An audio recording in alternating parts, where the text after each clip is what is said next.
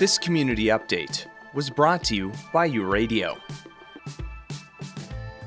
About 200 girls from grades 7 to 12 gathered at Holy Cross School Tuesday for the Women in STEM AI and Innovation Conference. Created by Women and Girls in STEM, the event connects young Manitobans with leaders shaping the future of science, technology, engineering, and mathematics. While there was some initial hesitation to ask questions, Divya Sharma, co-chair of Women and Girls in STEM, says that hesitation quickly disappeared as students lined up to eagerly ask their questions. We've been planning this conference since about December and even a little bit earlier. And I think what today really meant for me was these young women and mentors in a sense, and leaders in these fields coming together and really having that dialogue that I think was really necessary. And when we opened up the floor, originally we wanted to, ask questions to the panelists ourselves. But what was really important about today, at least for me, was when all these young women came up to the stage and asked their questions. Sharma says students came prepared, some with 4 or 5 questions, many of them focused on sexism, belonging, and barriers in male-dominated industries. She recalls a powerful moment when Manitoba's Minister of Advanced Education and Training addressed the crowd.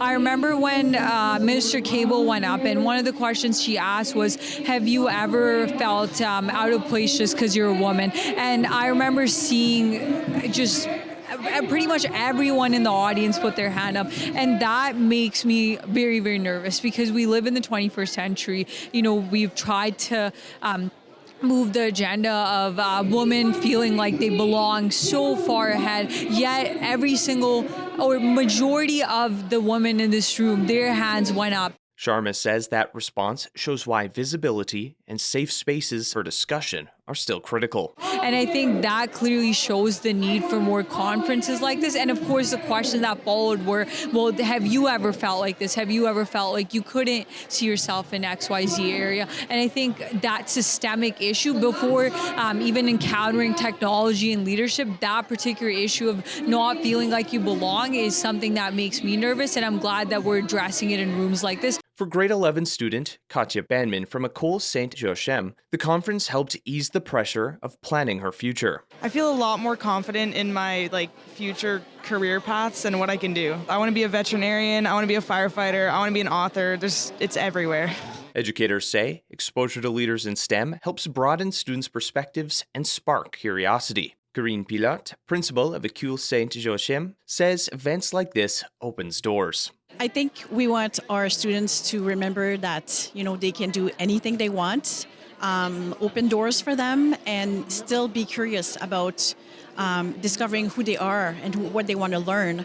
So a day like today, is a perfect example of being able to discover, ask questions, understand different paths that you can take in your own life, and have fun. For rural students in particular, real-world role models can make a lasting impact, says Max Stans, a science teacher at Elm Creek School. It's really great to come to these events because they're getting to see a lot more of the people who've succeeded in these areas. We do have a couple really great local examples, but being a farming community, the emphasis sometimes lies in other places. So just getting to come here and see people who have, again, succeeded in these fields has really just been so great. Artificial intelligence was a central focus of this year's conference. Sharma says as AI becomes more embedded in daily life, it's critical that women help shape its future. AI isn't something that you sit out. AI doesn't create or generate truths. It repeats. It's a pattern recognition machine, so it repeats truths that have been experienced or have been put into the machine. So if women aren't participating in such an important tool like AI that is determining so many things around us, well, then what do we have? That's 50% of the population being underrepresented once again. Tracy Gromniski, Chief Product Officer and partner at Mode 40, encourages students to think of AI beyond chatbots and image generators. Anything, whether it's your Facebook or whether it's Excel or any other tool that's out there, there is that logic in the back end that is driving, and that at its core is AI. It's just not the cool version that we know today that is generating images and generating content. She adds that AI should be viewed as a tool and one that must be used responsibly. People will do malicious things, and I think what's really important, especially coming here today and talking to students, is we have to start when kids are in school and educating them. Like I said when I was on stage, the right and the wrong. What is that going to do if I do that to the person on the receiving end of it?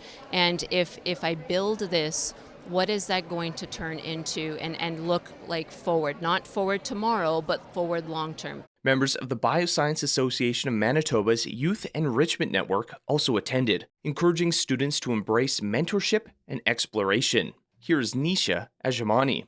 Especially with the AI coming and people have a lot of curiosity about AI, and the young minds especially, they know AI is there, but the right way to use it. So I think this kind of session actually gives an idea how to use different tools and ask questions like how it is going to affect the future generation.